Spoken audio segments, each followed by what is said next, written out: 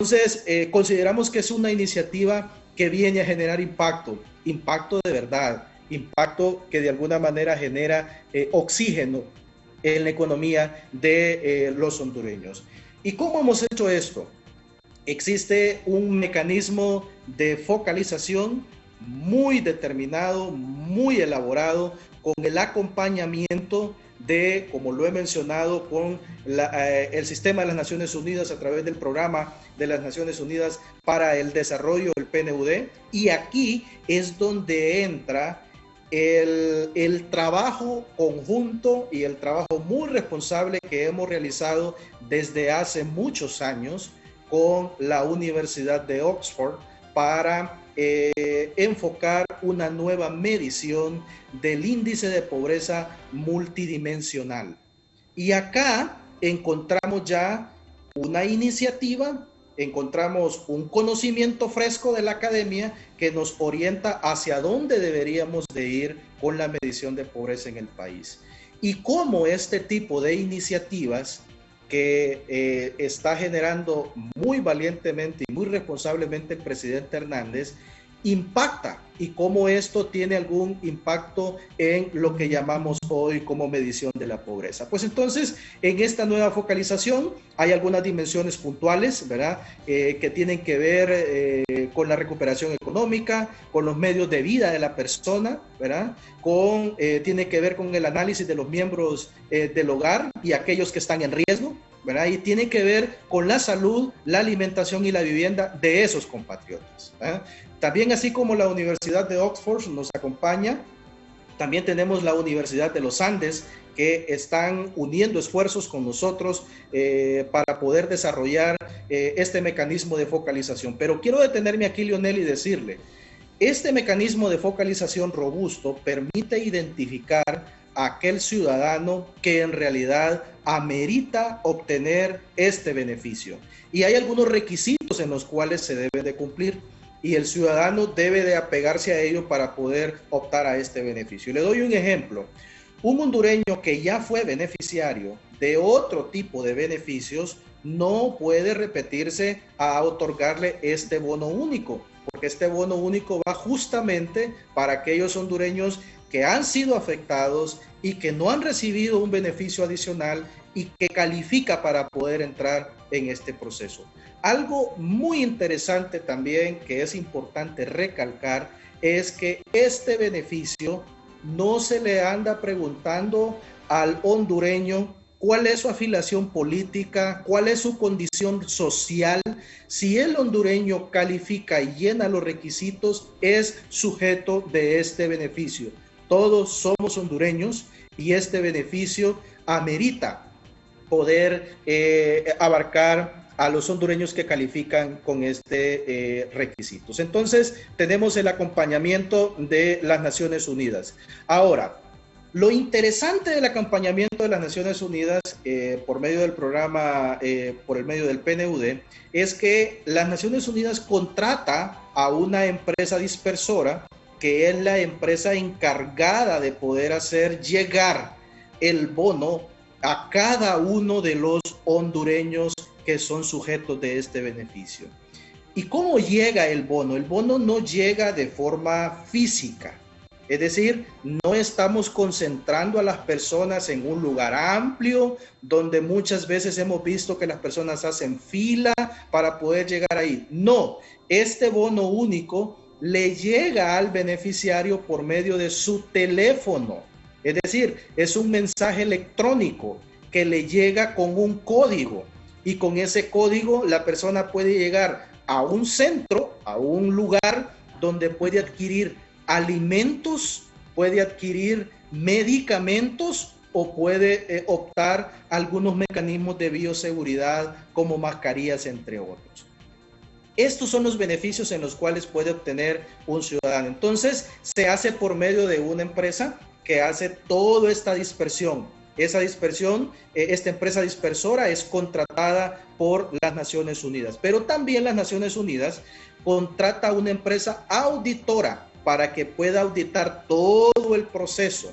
Eso significa de que es una iniciativa que no solo la está realizando el gobierno de la República, sino que también tenemos el acompañamiento de las Naciones Unidas, quien va a hacer una auditoría de este proceso, una auditoría constante. Adicional a eso, Leonel, también es importante decir que esta iniciativa va acompañada por un grupo de veedores sociales, quienes están vigilantes de que el proceso se realice de la forma adecuada, de la forma correcta y en el marco de lo que se ha planificado. ¿Quiénes son los que están y forman parte de esta veeduría social? Tenemos organizaciones de alto renombre como GOAL, tenemos, por ejemplo, a la Iglesia Católica con nosotros en este proceso, que nos han acompañado desde el génesis de esta iniciativa y continúan con nosotros para poder darle el sustento, pero más que todo eso, para poder llegar a la población, al hondureño que en realidad necesita y amerita ser sujeto de este bono. Con este esbozo, Leonel, poder decirle que de alguna manera esto es lo que busca el presidente Hernández con esta iniciativa, que de alguna manera generamos el impacto necesario para que la población pueda pueda adquirir este tipo de beneficio en el marco de los requisitos que se han establecido para tal. Quisiera entonces cerrar aquí para que nuestros compañeros pudiesen continuar también participando y profundizando, porque también quiero decirle, estimado Leonel, y es que en este proceso de focalización, ya usted lo mencionaba, el CENIS ha hecho o ha realizado un trabajo extraordinario.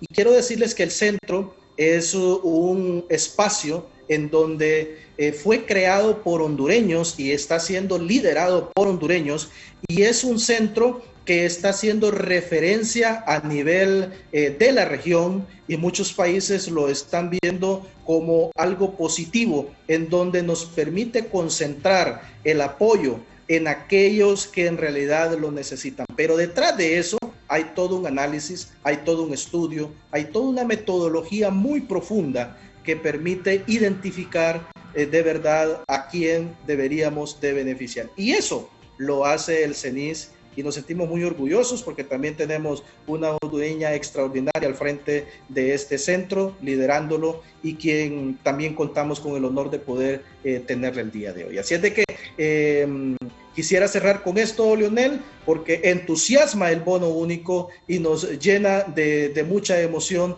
poder hablar del mismo. Muchas gracias, ministro, por toda esa presentación del bono único, y esperamos que nuestros televidentes les haya quedado muy bien clara hacia dónde va dirigido, cuál es la misión, cuál es el objetivo de este programa. Y es ahí donde la siguiente interrogante va dirigida para la abogada Elsa Cervellón. Ella es la directora del Centro Nacional de Información del Sector Social de CENIS. ¿Qué papel juega CENIS en todo esto del bono único? Cuéntenos, abogada. Sí, muchas gracias, Leonel. En principio, mencionar que el Centro Nacional de Información del Sector Social, CENIS, surge en el marco de la política pública de protección social, bajo la necesidad de una instancia que pudiese proporcionar información oportuna a los diferentes actores del sector social, luego de un amplio consenso entre la sociedad civil, el gobierno, ¿verdad?, y las instancias que participaron activamente en la construcción, en el diseño de esa política pública. En relación a la iniciativa del bono único, CENIS integra el equipo de focalización en conjunto con la Secretaría de Trabajo y Seguridad Social y el Servicio Nacional de Emprendimiento y Pequeños Negocios Emprende. En este sentido, las tres instituciones, con la asistencia técnica del Programa de las Naciones Unidas para el Desarrollo, de los especialistas que colaboran con Oxford en las iniciativas de medición de las vulnerabilidades a través de múltiples dimensiones, y junto con la Universidad de los Andes y un equipo un poco más amplio de trabajo local, han diseñado un modelo para justamente identificar a la población más vulnerable y contribuir de esta manera en el esfuerzo para que el beneficio llegue realmente a quienes más lo necesitan. Importante también mencionar que el esfuerzo iba más allá de la construcción del modelo mismo, ¿verdad? Y es que debíamos asegurar tener una fuente de datos que hiciese justicia social, que fuese inclusiva, que permitiera que realmente todos los sectores afectados fuesen visibilizados y tenidos en cuenta para la selección en la entrega de este beneficio. En ese sentido, el CENIS condujo como parte de su quehacer habitual un levantamiento de información con apoyo de otras instituciones del sector público, tal y como la Secretaría de Desarrollo e Inclusión Social. El año pasado, una encuesta conocida como Ficha Socioeconómica Única, que es la base del Registro Único de Participantes, uno de los instrumentos más importantes al interior del CENIS.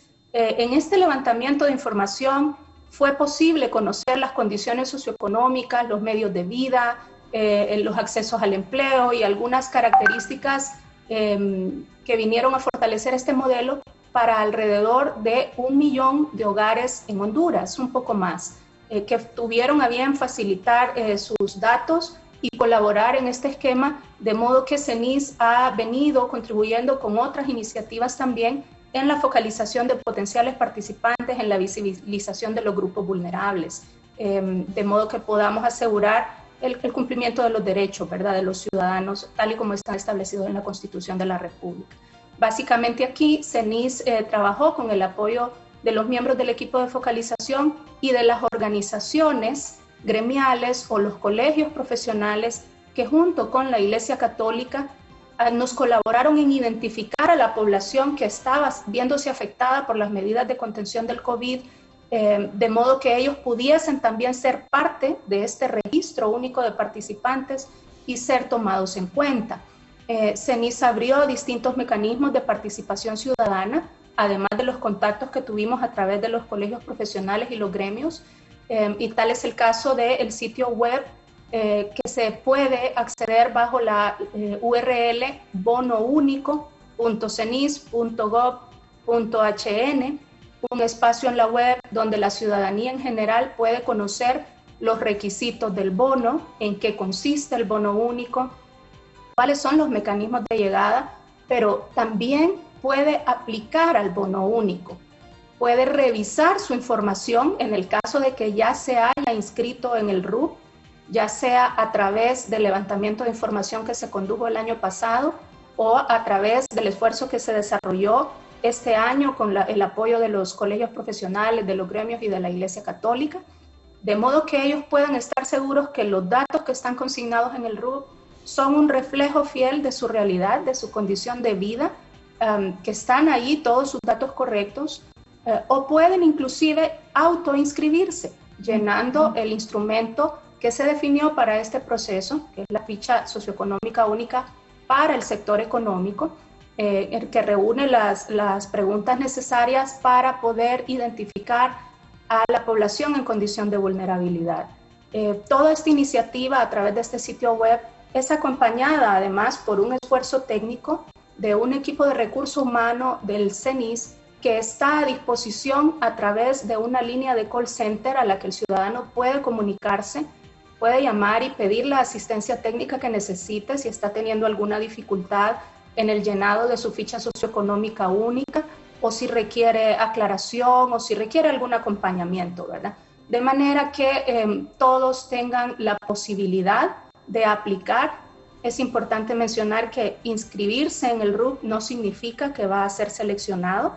Como hemos venido conversando, hay todo un modelo de identificación de vulnerabilidades que es el que se aplica, ¿verdad?, para buscar la elegibilidad de los participantes, pero pretendemos con esto colocar este esfuerzo más cercano hacia la ciudadanía, permitir una apertura de que todos puedan revisar cómo están sus datos y que sean partícipes también de este esfuerzo aquellos que no habían sido inscritos, ¿verdad? De modo que buscamos tener un universo de partida que pueda hacer justicia social a todas las poblaciones afectadas en en estas medidas de contención del COVID y que este bono único pueda llegar de manera inclusiva y ampliamente participativa exactamente a aquellos que se han visto más afectados por las medidas de contención.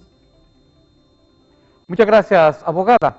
Voy con usted, Mónica. Y en el caso, la academia, ¿qué rol juega específicamente y una universidad extranjera de alto renombre y prestigio a nivel internacional en el bono único de Honduras? Cuéntenos.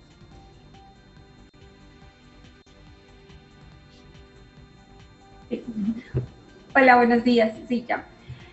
Pues nosotros desde Oxford, desde el grupo de investigación al cual pertenezco, que es Oxford Poverty and Human Development Initiative, nosotros proporcionamos apoyo técnico a los diferentes países que necesitan o que están en el proceso de diseño de medidas multidimensionales de pobreza y en este caso en medidas multidimensionales de vulnerabilidad.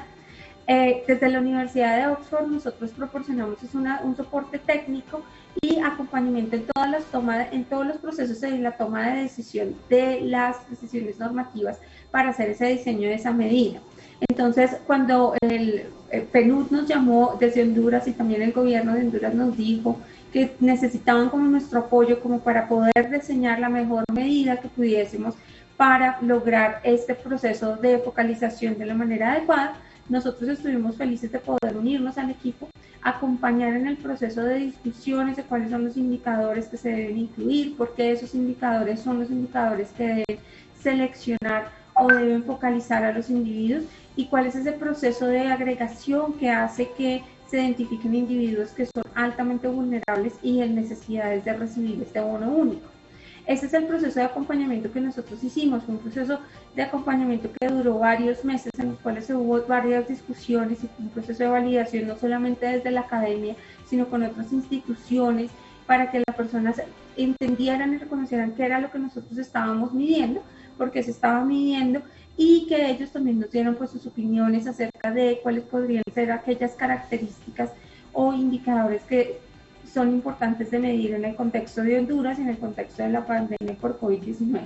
Entonces, desde nuestro rol como academia y nuestro rol como la Universidad de Oxford, y dado que el índice de vulnerabilidad y el proceso de focalización utilizan la metodología del KR Foster, que es parte, o sea, es como logo, eslogan de nuestro quehacer cada día, pues para nosotros es muy importante garantizar que no solamente se construya la mejor medida, sino que se utilice la metodología de la manera adecuada y que al final los resultados son los que son y que estamos seleccionando a las personas que tienen mayores niveles de vulnerabilidad, dada pues la estructura que es un proceso participativo y que estamos focalizando de la mejor forma. Ese es como nuestro. ¿Cómo visualiza usted con la experiencia que tiene, Mónica, el hecho de este programa social orientado y dirigido hacia esa población altamente vulnerable y justamente en esta pandemia cuando la verdad es que la mayoría de la población de un país es altamente vulnerable ante esta situación? ¿Me puedes repetir la pregunta? No te escucho bien, qué pena contigo.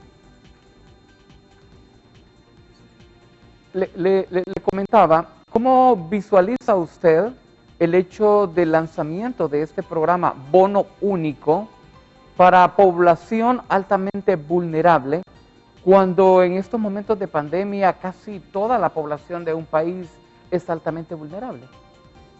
Sí, es un reto. En estos momentos de pandemia, como tú dices, que todo el mundo es vulnerable, es un reto y en un país en donde los recursos son escasos y llegar a crear un sistema universal o una transferencia universal es muy difícil, pues tener un proceso de focalización que sea extremadamente riguroso y que nos permita identificar a las personas que en realidad lo necesitan o que están en esos niveles de vulnerabilidad más altos es una herramienta fundamental. Entonces, en el caso de Honduras, yo creo que es uno de los países que ha sido como pioneros en utilizar una medida multidimensional con las características que tiene este indicador o este algoritmo para identificar esas poblaciones que están en mayor riesgo de vulnerabilidad y que son prioridad. Entonces, dado los recursos escasos y dado que necesitamos procesos de focalización que sean extremadamente rigurosos y que nos permitan de manera adecuada focalizar a esas personas en mayor nivel de necesidad. Creo que esto es un ejemplo para muchos países que no pueden tener un sistema universal de protección social, pero que quieren proporcionar ayudas a las personas que se encuentran en las peores situaciones o que están enfrentando las peores situaciones dada la situación de la pandemia. ¿Considera usted que la metodología que se está utilizando es la adecuada cuando la protección social en América Latina es muy baja para la población? Sí, o sea, como te decía, no solamente en Honduras, en una región como Latinoamérica, en donde la protección social no ha sido como de las más amplias, no cubre una gran cantidad de la población, tener procesos de focalización que sean extremadamente rigurosos, que nos permitan capturar a la población en mayores niveles de necesidad, es un paso adelante para proporcionar ese apoyo y ese soporte que necesitan nuestros ciudadanos. Entonces, es una metodología, es un paso adelante. De pronto no es un sistema universal, y no es un sistema universal y no nos está llevando como a esa universalidad, pero nos está llevando a cubrir las necesidades de la población que más lo necesita, a llegar a focalizar a esos individuos que están en alto riesgo de pobreza o que cayeron en la pobreza por las características de la pandemia, por toda esta situación. Entonces es un paso muy grande que se está haciendo y es un esfuerzo gigantesco que está haciendo el gobierno y todos los entes que están involucrados en orden de poder brindar esta ayuda que tanto se necesita y poder dar soluciones a los problemas de la población en este mismo instante. Y es un paso que también nos va a llevar a repensar cuáles son esos procesos de focalización en el futuro, a pensar, y creo que eso no es simplemente en el caso de Honduras, sino en todo el mundo, estamos pensando en cómo nos estamos reformulando estos procesos o estos programas de protección social. Y el ejemplo de Honduras es un ejemplo de decir, listo, vamos a trabajar con lo que tenemos y con las herramientas que tenemos para generar el mejor y dar el mejor apoyo que podamos a la sociedad que lo necesita. Muchas gracias, Mónica. Ministro, voy con usted. Usted nos hablaba en su presentación específicamente del índice de pobreza multidimensional, específicamente, para que nuestros televidentes puedan captar, entender mejor esto. ¿A qué específicamente se estaba refiriendo con esta terminología, ministro? Muy interesante su pregunta, Leonel, y creo que aquí quien tiene las credenciales muy fuertes para poder contestar esta pregunta es la ingeniero Cervellón, pero intentaré poder dar una respuesta en función de su consulta. Si bien es cierto, nosotros tenemos una medición de pobreza que es en función del ingreso de nuestros compatriotas, y hay todo un proceso que se mide por medio de la encuesta permanente de hogares. Hay un índice que se saca de ahí para poder determinar.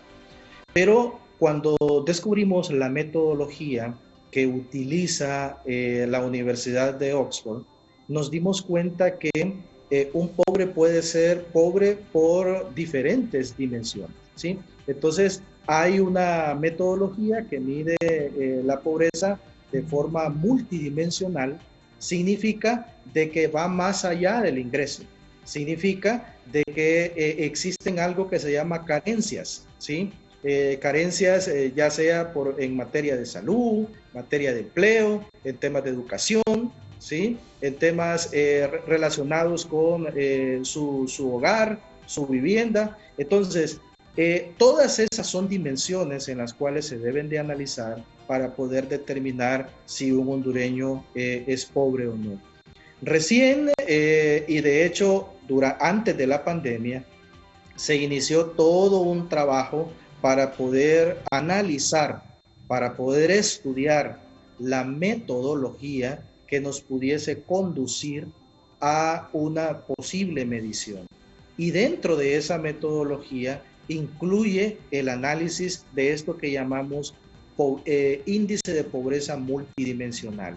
Es decir, vamos a analizar en función de una metodología que nos indique el nivel de pobreza de un hondureño en función de varias dimensiones.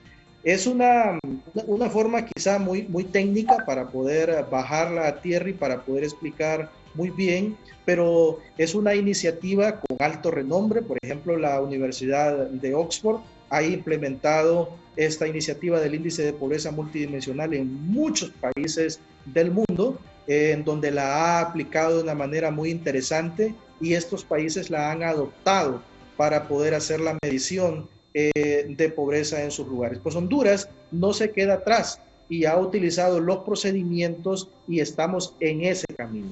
Pero justamente cuando llegamos al tema del bono único, habría que identificar a aquellos hondureños que pudiesen calificar a este bono. Pues entonces ese análisis para poder determinar quién califica o no utiliza justamente el andamiaje de lo que conocemos como el índice de pobreza multidimensional.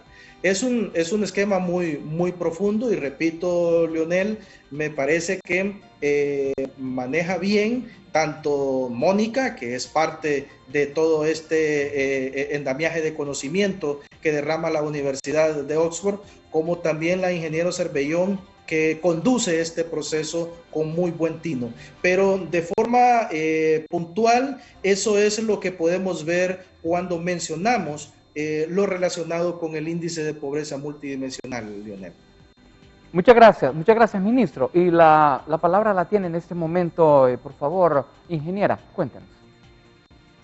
Sí, gracias, Leonel. Efectivamente, teníamos el reto de identificar a la población vulnerable, que no necesariamente era población que se encontraba hasta antes de la pandemia en situación de pobreza extrema. Muchas de las personas afectadas hoy día tenían un ingreso garantizado para sus hogares a través de su actividad laboral, de modo que quizá no estaban en esa línea de pobreza antes de las medidas de contención del COVID, pero luego se vieron afectados en su ingreso. Entonces, el equipo de focalización tenía el enorme reto de identificar esta población que quizá por su condición no había venido estando visible en el registro único de participantes, y por lo tanto construir un modelo de focalización que fuese más allá de la mirada hacia los indicadores de pobreza. Podíamos tener población que tuviese condiciones laborales que no les permitiese, digamos, la suficiente resiliencia o adaptabilidad para manejarse dentro de toda la crisis que significaba esta falta de ingreso con el ingreso habitual que percibían en sus hogares. De modo que se vio la necesidad de construir un nuevo indicador, un nuevo índice, que diera cuenta de las vulnerabilidades en estas dimensiones que describía en su participación inicial el ministro Villalobos, donde podíamos identificar población en alto riesgo, por ejemplo, por sus condiciones de salud o por la conformación de las edades dentro de los núcleos familiares, y que por lo tanto podían ser más propensos a ser afectados por el COVID. Analizar las condiciones del hogar en cuanto al acceso a saneamiento adecuado, al acceso, digamos, a agua limpia, que tuvieran en este hogar una seguridad alimentaria que se estuviera viendo vulnerada. La resiliencia económica de estos hogares habla de qué capacidad tenían ellos en sus condiciones de calidad de vida, en su vivienda, en el acceso a activos, a bienes, a servicios financieros, qué estaba pasando, por ejemplo, en sus medios de vida con el tipo de empleo o el estatus de su contrato laboral, ¿verdad? Su sector de trabajo, fueron parte de los aspectos que se analizaron para lograr construir este índice multidimensional de vulnerabilidades, que es el que está siendo tenido en cuenta hoy día para la elegibilidad de los potenciales participantes. Es importante mencionar que, bueno, todos los países en la región se han visto afectados por este tema del COVID y, por supuesto, han tenido este mismo desafío de cómo transitar en la mirada hacia las poblaciones vulnerables, hacia las poblaciones afectadas.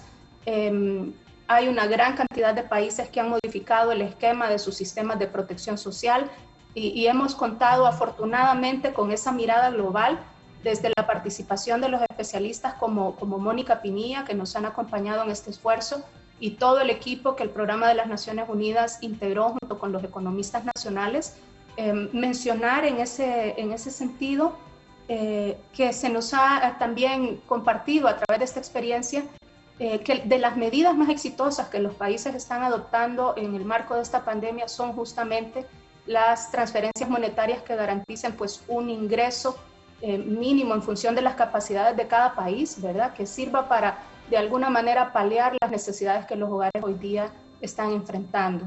Estoy segura que Mónica puede ampliarlo muchísimo más, ¿verdad? Ha habido una mirada muy concienzuda dentro de todo este proceso, muchos escenarios que se tuvieron que analizar antes de llegar a la determinación de cuál era el que mejor se ajustaba para que en este principio de justicia social pudiésemos llegar a los más afectados. Muchas gracias, ingeniera Cervellón. Mónica, tiene en el uso usted de la palabra para que nos explique a profundidad el éxito de esta metodología multidimensional que utiliza la Universidad de Oxford. Cuéntenos específicamente. Sí. Bueno, entonces hay como dos cosas. Una cosa son los índices de pobreza multidimensional y otros son los índices multidimensionales de vulnerabilidad. En el caso de Honduras tenemos ambos, tenemos un índice de pobreza multidimensional que consta de diferentes dimensiones e indicadores que busca identificar a aquellas personas que tienen privaciones simultáneas y que esas privaciones simultáneas son relacionadas con el acceso a bienes y servicios que también pues generan una pobreza. Cuando uno hace por lo menos estudios participativos o simplemente le pregunta a las personas que viven en situación de pobreza qué es pobreza, uno se encuentra que la población en pobreza le responde a uno, mira, ser pobre es no tener alimentación, es no tener un techo, que mis niños no puedan ir a estudiar o no tener una fuente de agua potable. Ser pobre significa muchas cosas y hay una mirada, una perspectiva multidimensional de eso. Lo que buscan hacer los índices de pobreza multidimensional, basados en la metodología de Kare Foster, es mirar cómo de manera simultánea las personas presentan estas privaciones. Entonces lo que buscamos es que una persona que presenta privaciones, digamos, en acceso a agua, acceso a saneamiento, acceso a sistemas educativos, acceso a salud, son personas que tienen privaciones o tienen unos niveles de pobreza mucho más altos comparado con personas que simplemente no tienen acceso a agua porque viven en una villa donde no hay agua, pero que ellos tienen los recursos necesarios para llegar a crear o a consumir agua potable de buenas condiciones.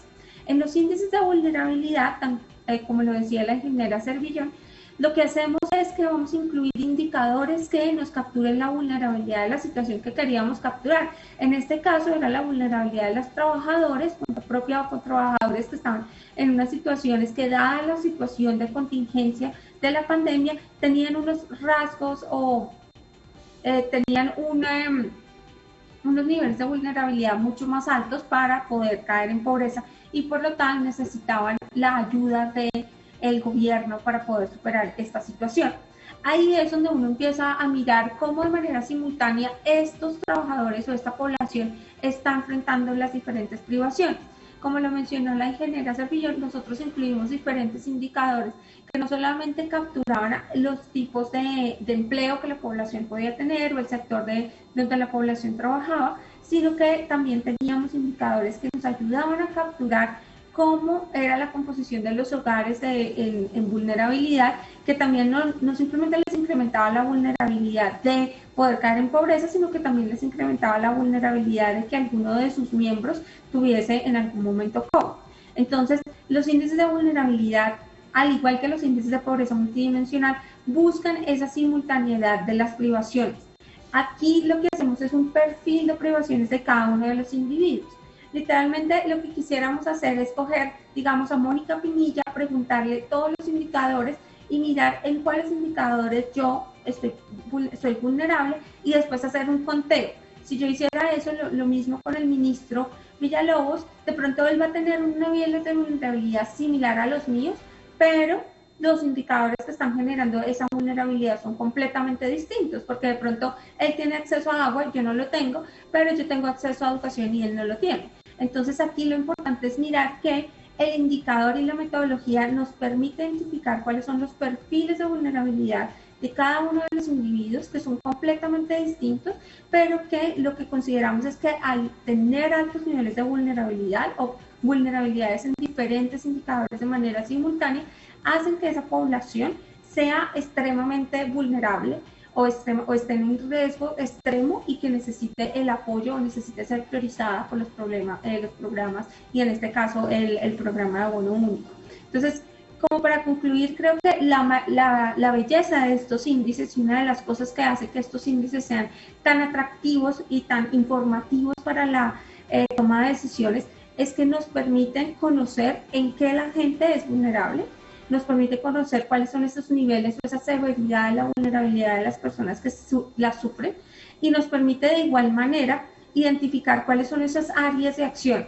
Entonces, en este caso, sabíamos y tenemos un conjunto, un grupo de personas que han sido identificadas, podemos mirar no simplemente quiénes son, pero podemos mirar cuáles son esas privaciones y eso es extra información que les puede ayudar en el proceso de focalización. Entonces, esos son como algunas de las cosas que hacen que estos índices multidimensionales sean como tan llamativos para la toma de decisiones en política pública. Doctora Mónica, con esta metodología y con toda la explicación que usted nos ha dado, se elimina por completo todo tipo de trastoque para politizar, si se quisiese dar, aunque ya el ministro ha sido claro, el presidente ha sido claro, de manera transparente. Con esto hay una transparencia por completo en el manejo de este bono único. Sí, para nosotros lo importante aquí es mirar los niveles de vulnerabilidad de las personas. Entonces aquí no es como tan fácil decir, yo voy a decir que no consumo agua porque entonces el agua está ahí. Porque acá lo que nos importa y nos interesa son esas privaciones simultáneas. Aquí es la realidad, si la persona no tiene acceso o tiene vulnerabilidades en un número de privaciones simultáneas que llega o está mayor a un nivel que se estableció, la persona va a ser focalizada y es priorizada dentro de la línea. Entonces, lo que permite la metodología es que es extremadamente transparente. Los indicadores están ahí. Si las privaciones se sufren, la persona va a tener un nivel de privaciones más alta. Entonces, ahí lo que nosotros desde la Universidad de Oxford, y no simplemente con el índice de vulnerabilidad multidimensional del que estamos hablando, sino también con todos los índices de pobreza multidimensional, lo que queremos garantizar es eso, es que se capture de manera adecuada lo que es vulnerabilidad, en este caso en el contexto de Honduras, en el contexto de la pandemia de COVID-19, y que sea extremadamente transparente. Y que al final nuestro lema y nuestra visión desde el grupo de investigación al cual pertenezco es ayudar a reducir la pobreza y ayudar a reducir la vulnerabilidad. Entonces, para nosotros es extremadamente importante que la metodología sea clara, transparente y que los resultados que se den son los que son. Muchas gracias, Mónica. Ministro, voy con usted. El hecho de contar con veedores o acompañantes como Universidad de Oxford, como la Universidad de Andes, al igual que también por el programa de las Naciones Unidas, ¿esto le da una transparencia a este programa Bono Único? Sin lugar a dudas, Leonel, que le otorga no solo una transparencia, sino que nos hace generar un servicio con mucha responsabilidad. Y quiero manifestar que los veedores sociales iniciaron desde el momento cero cuando empezamos con este proceso. Y se decidió así porque queríamos que en realidad la veeduría fuese de esa naturaleza, que no fuese una veeduría cuando ya el producto estuviese elaborado, sino fuese una veeduría desde el génesis. Con ellos empezamos a discutir metodologías, con ellos empezamos a discutir hasta los posibles beneficiarios, con ellos empezamos a obtener reuniones con los beneficiarios y empezamos a hacer un trabajo conjunto del cual hemos cultivado durante este proceso. Por eso las Naciones Unidas dice que esta iniciativa del bono único viene a ser una iniciativa referente y referente para otros países por la forma en cómo lo estamos haciendo, porque no es una iniciativa que perfectamente se pudo hacer de forma unilateral por parte del gobierno, pero se abrió la oportunidad para poderlas hacer este proceso de manera participativa y de forma conjunta. Y por eso fue que el papel de los veedores empezó a tener el sentido necesario para poder brindar este espacio transparente, para poder generar credibilidad. Entonces, fue muy positivo, Leonel, muy positivo, de alguna manera nos hace sentir muy honrados de haber unido esfuerzos, que es el primero de muchos que pudiésemos hacer, dado de que esta es una iniciativa que genera referencia no solo en el país, sino a nivel internacional. Se pretende llegar, y con esta es la última interrogante, porque me dice producción que usted se va a tener que retirar, ministro, se pretende llegar a entre 250,000 a 260,000 familias específicamente. ¿En cuánto tiempo se le estará dando cobertura a todo esto? Ha sido todo un proceso, Leonel, de planificación y muy milimétrico también. Es importante decir de que en algún momento los valores fueron incrementando en función de la necesidad de poder beneficiar a muchos más. Y en ese sentido, el presidente Hernández era muy enfático con el equipo de funcionarios que estábamos apoyando este proceso.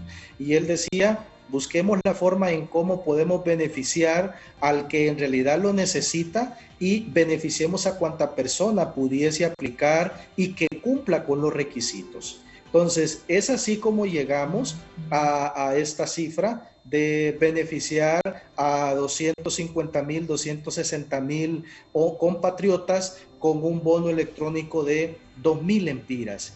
Y hoy por hoy, cuando el presidente ve el primer impacto que tenemos en este primer piloto, él muy responsablemente dice, bueno, esto en realidad funciona y deberíamos de beneficiar y deberíamos de analizar para ver si podemos ampliar esa gama de beneficios para los demás, siempre y cuando se cumplan los requisitos que se han establecido para el programa. Pero en efecto es toda una planificación, en todo proceso existen acciones de mejora.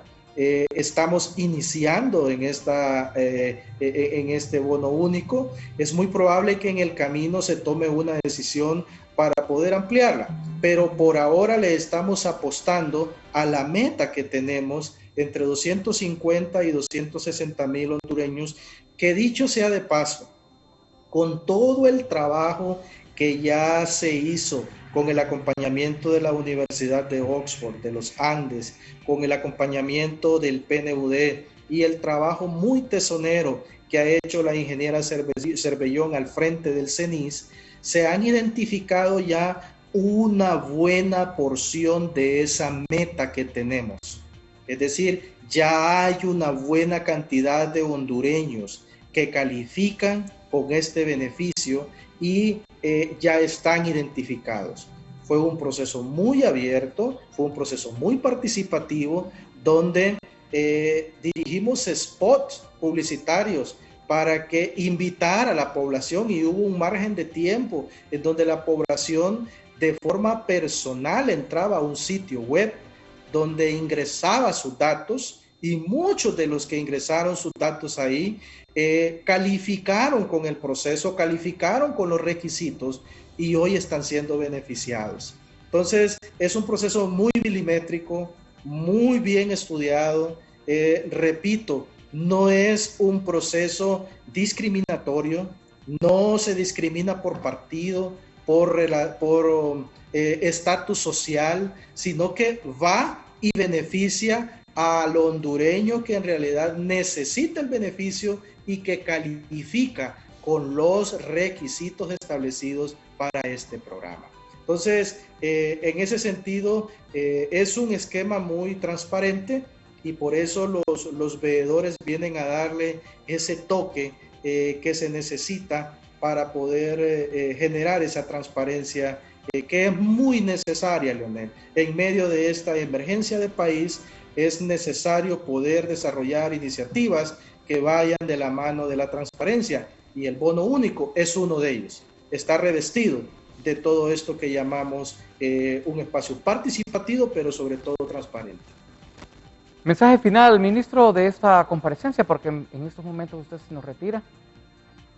Sí, muy contento, Leonel, de poder participar con estas extraordinarias damas que tienen un conocimiento muy laureado en esta temática y me ha encantado mucho participar con ellas. Decirle a la población hondureña, el bono único es una necesidad, es una iniciativa que viene a paliar necesidades de aquellos trabajadores por cuenta propia.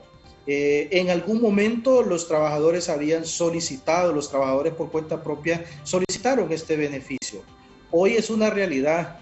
Hoy, gracias a la iniciativa del presidente Hernández, podemos llegar a dar este beneficio real a los trabajadores.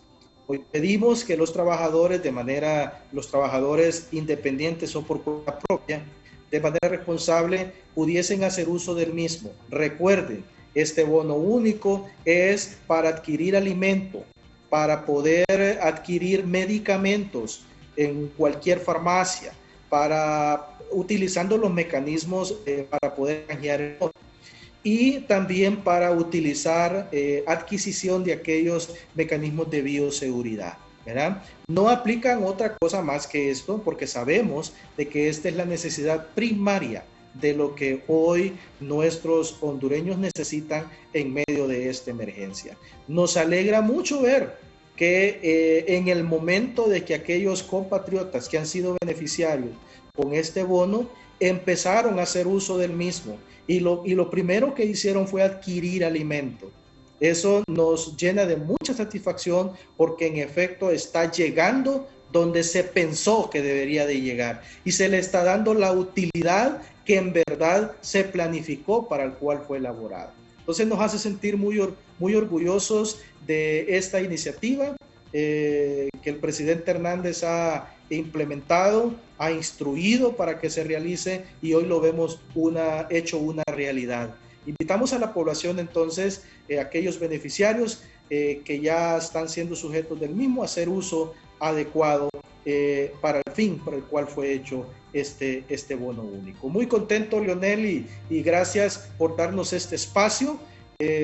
Agradecemos de nuevo a la cooperación, a las Naciones Unidas, al PNUD, a la Universidad de Oxford, a la Universidad de los Andes, a los veedores que nos acompañan en este proceso, mi agradecimiento extenso, porque en efecto hacemos realidad una iniciativa que vale la pena y que está llegando a la población hondureña. Muy contento, Leonel, y muchas gracias por este espacio.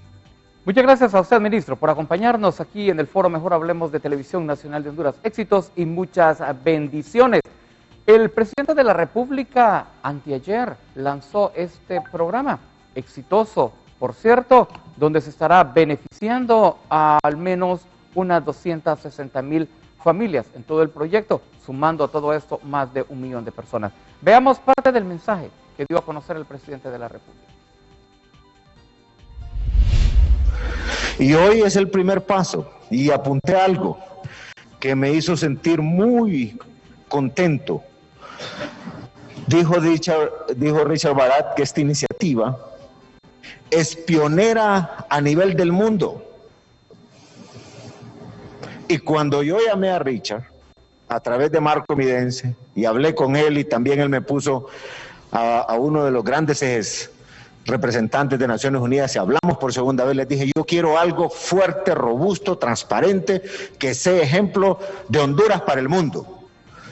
Y me alegra mucho que los amigos del PNUD nos estén ayudando para que Honduras también brille por estas cosas tan impactantes.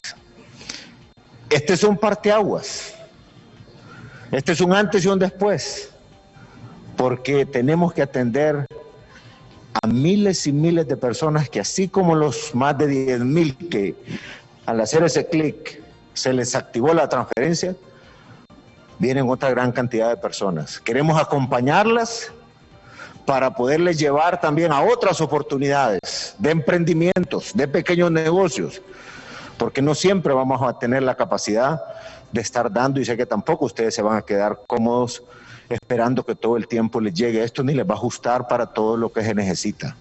Esto es básico, pero es algo que el pueblo hondureño, es dinero del pueblo hondureño para los más afectados por la pandemia.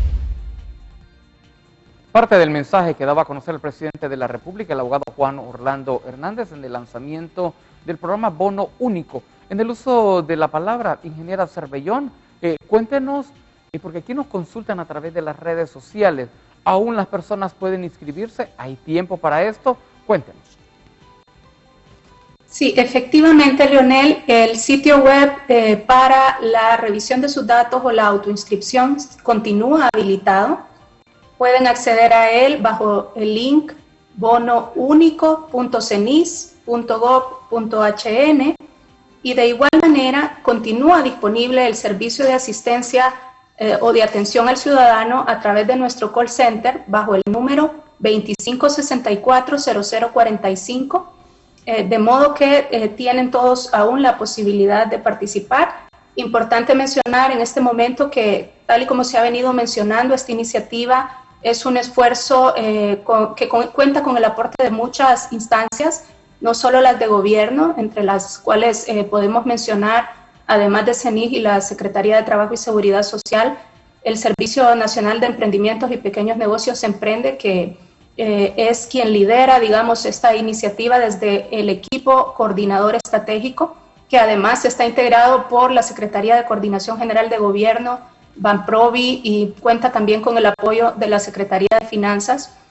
Si bien este equipo de gobierno ha venido siendo acompañado por instancias como las que ya hemos mencionado, en este caso la experiencia de la licenciada Mónica Pinilla, que además de ser catedrática en la Universidad de los Andes en Colombia, es pues directora de la iniciativa de medición y política de medición de pobreza y desarrollo humano en la Universidad de Oxford en Inglaterra.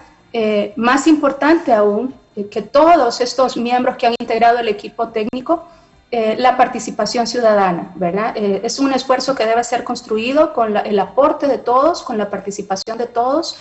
El gobierno de la República, siguiendo las instrucciones del señor presidente, se ha preocupado por tener a disposición estos mecanismos de participación ciudadana, invitar entonces a la población que pueda hacer uso de ellos. Respondiendo a su pregunta de manera específica, continúa abierto este canal de comunicación a la ciudadanía, por favor hacer uso de ello y les invitamos a participar. Ingeniera, www.bonounico.cedis.com me dijo. Sin el www. Sí. Sin el www. Sin el www. bonounico.cenis.gov.hn. Allí pueden encontrar los requisitos para que la ciudadanía pueda identificar si es elegible para aplicar al bono. Pueden encontrar además videos, tutoriales, ilustrativos de cómo hacer para llenar su ficha socioeconómica única y aplicar a este beneficio. Hay una serie de guías rápidas, manuales y diversos instrumentos que se han construido para facilitar ese autorregistro por parte de la ciudadanía. Correcto. Y el teléfono me dijo 2264-0045, ¿cierto? 2564. 25, sí. 0045. Correcto. Allí los técnicos del Centro Nacional de Información del Sector Social les atenderán con toda la calidez y la, digamos, el servicio que un ciudadano, un funcionario público está presto a brindar para la ciudadanía en general. El hecho de contar, ingeniera, con una empresa emisora, al igual que con una empresa auditora, ¿esto le da mayor credibilidad a este programa? Sin duda, Lester. El principio que nos ha movido es el de justamente llegar a las personas que más lo necesitan. Y en ese sentido era importante acompañarse, ¿verdad?, de todas estas instancias veedoras que ya el ministro mencionó en su participación anterior. Ahí tenemos a GOAL, tenemos a Plan Internacional, tenemos a la Mesa de Gestión de Riesgo, está también la Mesa de Transferencias en Efectivo, que se activa cuando los países tienen estas emergencias en situación de ayuda humanitaria. Ellos nos han estado acompañando junto con la Iglesia Católica. Importante tener además del aporte de ellos, que nos han venido orientando en las mejores prácticas, en aspectos que por transparencia debemos observar desde el diseño de esta iniciativa, pero también contar con esta auditoría que está siendo contratada a través del Programa de las Naciones Unidas, de modo que pueda haber una revisión permanente, ¿verdad?, de todas las acciones, de todas las decisiones, de todo el proceder en el marco de este esfuerzo, y podamos entonces dar un paso más en acercarnos a poder hacer una rendición de cuentas a la ciudadanía en general de todos los recursos que puedan estar colocándose a disposición en esta atención a los trabajadores independientes y de cuenta propia y otros que se han visto afectados. Este bono único se caracteriza por ser electrónico, ingeniera Cervellón. En el caso, la persona quien recibe este bono único o quienes ya lo recibieron, porque sabemos que son 10,000, ¿verdad?, las personas que ya lo recibieron. Entonces, estas personas lo tienen que consumir todo, en el caso, porque está orientado para alimentos y medicinas. ¿Se tiene que consumir todos estos 2,000 lempiras en alimentos o se puede hacer la variación? Mitad alimentos, mitad medicina, o un tercio para medicina, 2 tercios para alimentos. Puedo hacerlo en 2 visitas. Hoy puedo comprar, por ejemplo, 500 en alimentos. La próxima semana puedo comprar otros 500. La siguiente semana y así sucesivamente hasta llegar al techo de los 2,000 lempiras, o tiene que ser de un solo o automáticamente darle cobertura a esto. Ingeniera, por favor, explíquenos. Sí, efectivamente el ciudadano tiene la posibilidad de abocarse las veces que considere necesario a hacer un canje de este beneficio hasta por 2,000 lempiras. Cada vez que el ciudadano se acerca a hacer el canje, su saldo va siendo disminuido, ¿verdad? Y un mensaje llega a su teléfono celular comunicándole el saldo que aún tiene disponible. Importante mencionar que a través de la firma dispersora que se ha contratado para este propósito, a través del Programa de las Naciones Unidas para el Desarrollo, se han disponibilizado un poco más de 1,000 puntos de canje a lo largo del territorio nacional. Una vez que el ciudadano es notificado que ha sido elegible y se le comparte su certificado digital, por así decir, con el valor de los 2,000 lempiras, allí mismo recibe un mensaje donde puede ingresar a un sitio donde están detallados todos los puntos de canje, de modo que él pueda personarse al lugar más conveniente, ¿verdad?, en función de la zona geográfica de su domicilio y demás. El bono único tiene una vigencia de 30 días, de modo que el ciudadano en ese periodo de tiempo de 30 días puede abocarse a los lugares de canje y hacer las visitas que considere necesarias. O sea que a partir de que reciba el mensaje donde se le acredita el bono único, tiene 30 días para utilizarlo. Correcto.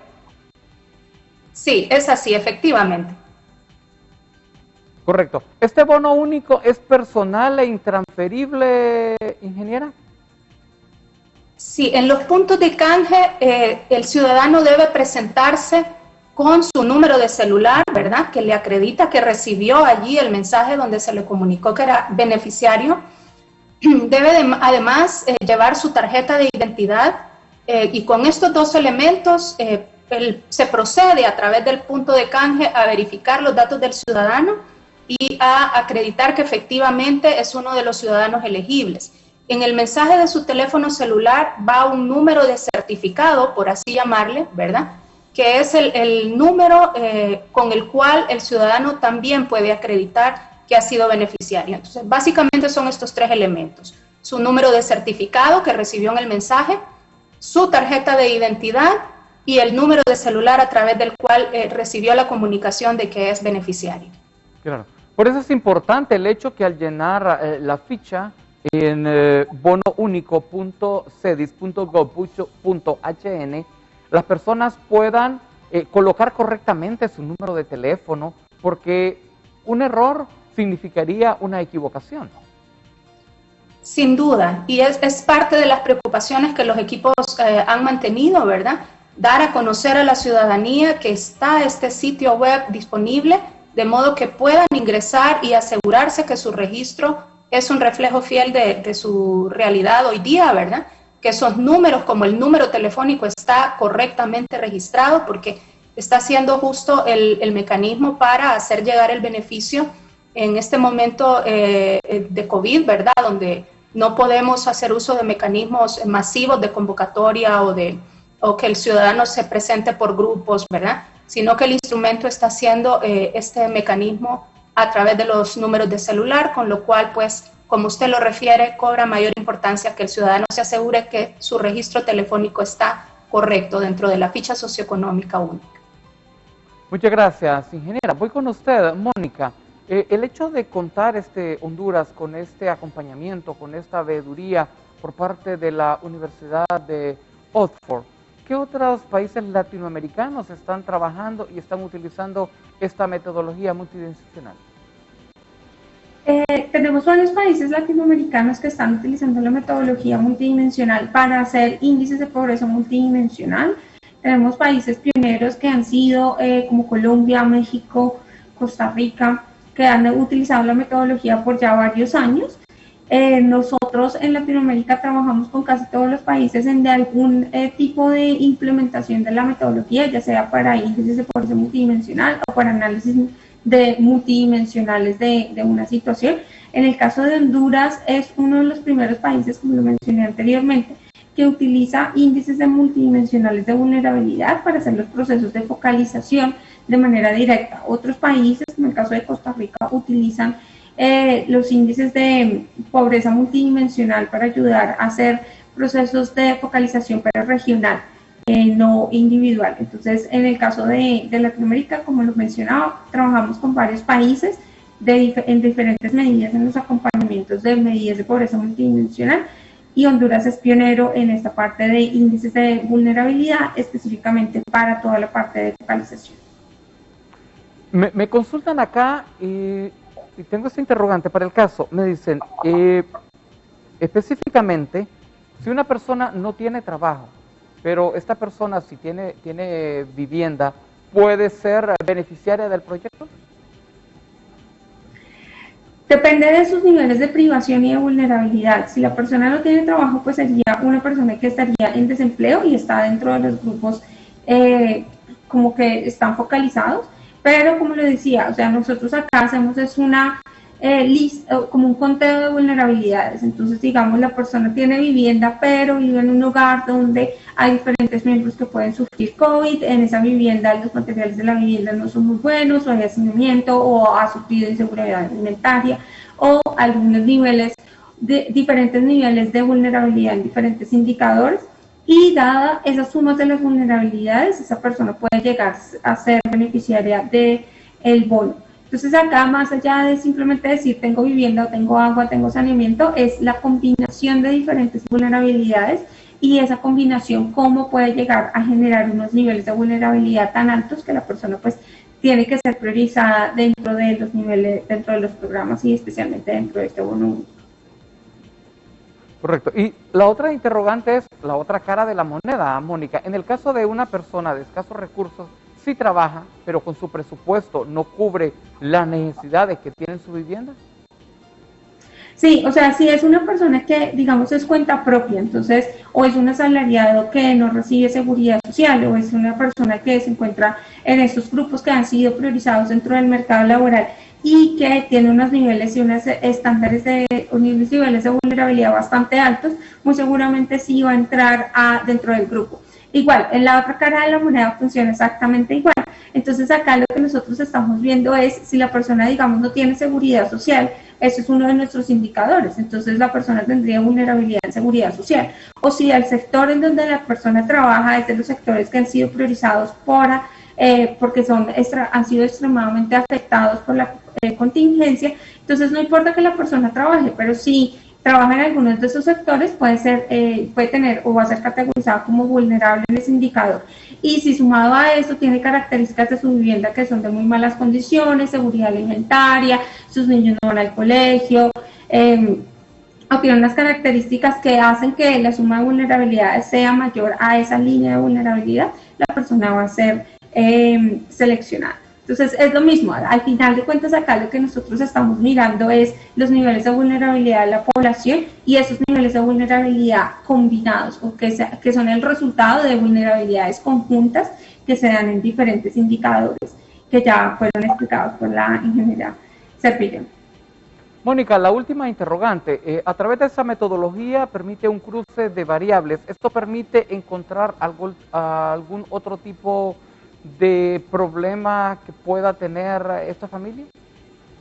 Sí, o sea, la metodología tiene, en este caso, el índice de vulnerabilidad, su principal objetivo es ayudarnos a hacer el proceso de focalización de manera muy rigurosa. Si uno quisiera utilizar esa información adicional que está generando el índice, nosotros podríamos llegar a decir cuáles son esas características de esos individuos que están siendo focalizados, en dónde viven, cuáles son esas vulnerabilidades que están generando que sean priorizados.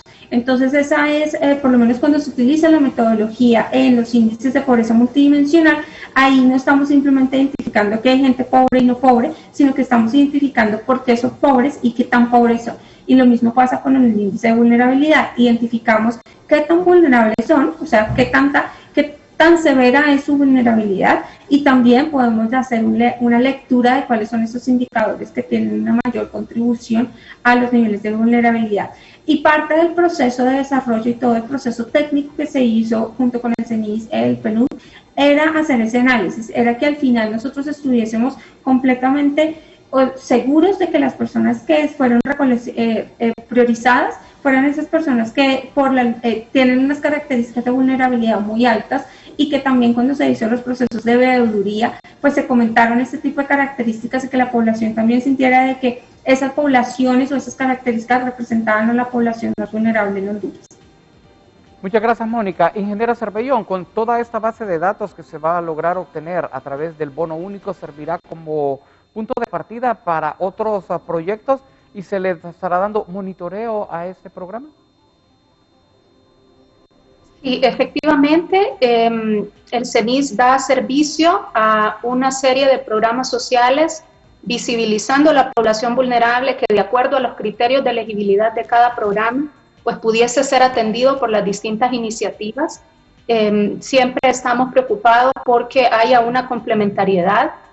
Como se ha dicho anteriormente en otros espacios, resolver los problemas de vulnerabilidad de la población no pasan por una sola medida, ¿verdad? Se requiere realmente de una estrategia integral de atención, de manera que efectivamente es parte del quehacer del CENIS poder orientar las acciones de otros programas sociales, no solamente del bono único, y justamente hacemos alianzas con otras instancias también de la cooperación para producir este tipo de análisis y poder ofrecer a las autoridades y a los tomadores de decisiones información suficiente que permita orientar ajustes o toma de decisiones en materia de políticas públicas, sobre todo en el sector social, de manera que podamos entonces, a través de toda esta información, ir eficientando el nivel de cada una de las intervenciones.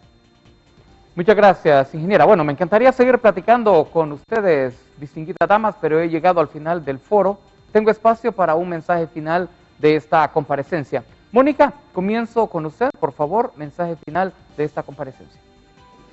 Muchísimas gracias, pues muchas gracias por la invitación, y el mensaje final es que desde la parte técnica nosotros estamos completamente seguros de que se hizo lo mejor que se pudo con la información que se tiene, y tenemos como la fe en que este proceso de focalización rigurosa que se está llevando a cabo en Honduras es un ejemplo para muchos países, y esperamos que todas las personas que están recibiendo su bono estén muy contentas y hayan sentido que esto ha sido un alivio para esta situación tan grave que se está sufriendo no solamente en Honduras, sino a nivel mundial.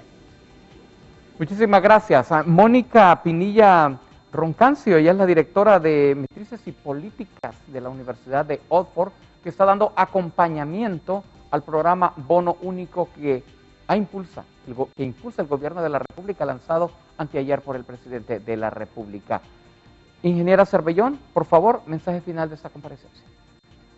Sí, muchas gracias. Desde el Gobierno de la República se reconoce la necesidad de desarrollar múltiples esfuerzos en beneficio de los grupos vulnerables en Honduras. Este es un esfuerzo más que esperamos que pueda llegar a su fin con éxito y con todo el rigor necesario a lo largo de todo el proceso. Es necesaria la participación ciudadana. Esto nos permitirá ir orientando acciones no solo en esta medida, sino que en otras medidas que pudiesen ser complementarias. Esperamos llevar al éxito este esfuerzo de manera que pueda ser considerado por parte de las autoridades en una continuidad y que podamos tener realmente un efecto de alivio en los hogares hondureños reciban este beneficio, que es en realidad la instrucción que ha generado el presidente de la República. En este sentido, entonces, invitar a la ciudadanía a hacer uso de los mecanismos que se han puesto a disposición para que sea un proceso constructivo y participativo en todos los sectores para los cuales está dirigido. Muchas gracias, la ingeniera Elsa Cervellón, directora del Centro Nacional de Información del Sector Social, CENIS, que nos ha acompañado aquí en el Foro de Televisión Nacional de Honduras. Muchísimas gracias tanto a la ingeniera Cervellón como también a Mónica por habernos acompañado y también al ministro Villalobos por habernos acompañado aquí en el Foro Mejor Hablemos de Televisión Nacional de Honduras. Éxitos y muchas bendiciones para usted. Adelante con ese gran trabajo que están desarrollando en beneficio de estas miles de personas que necesitan ese bono único. Y gracias a Mónica, porque de la Universidad de Oxford y la Universidad de los Andes también están dando ese acompañamiento y esa transparencia para que este bono llegue a quien tanto lo necesita. Televidentes, llegamos al final del foro, agradeciéndole como siempre su fiel sintonía, invitándole que nos sintonicen de lunes a viernes, donde cada día nosotros abordamos un tema diferente. Bonito fin de semana, que Dios les bendiga siempre. Por favor, no olvide las medidas de bioseguridad y los protocolos de bioseguridad para que usted pueda cuidarse de infectarse del COVID-19 o SARS-CoV-2. Por favor, no es tiempo de relajamiento. No nos olvidemos de la mascarilla, no nos olvidemos del gel elaborado a base de alcohol puro, el lavamiento de manos y la sana distancia. Bonito día, que Dios les bendiga siempre y recuerde, mejor hablemos.